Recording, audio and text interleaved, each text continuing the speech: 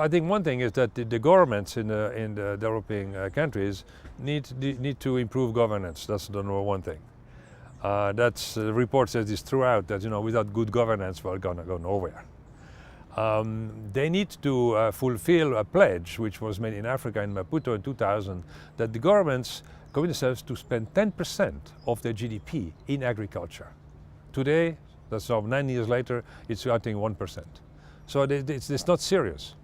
And you cannot have a sector develop, like agriculture, which is a key piece of the economies of most developing countries, with lip service. So you have to really spend money on agriculture. You have to develop institutions which will help agriculture, be it in the education sector, be it in the sector of infrastructure, roads, railways, transformation of products, making sure the inputs reach the farm, the outputs can go back. So all this is a very important part. And so the farmer at the end of the day is there trying to do something, but if your environment around it is not conducive, nothing will happen.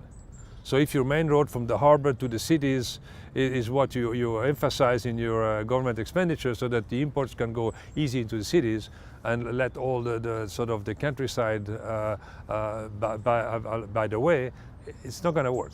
So I think, again, a major change in the way government operates. And these governments are very much influenced by our governments in the north.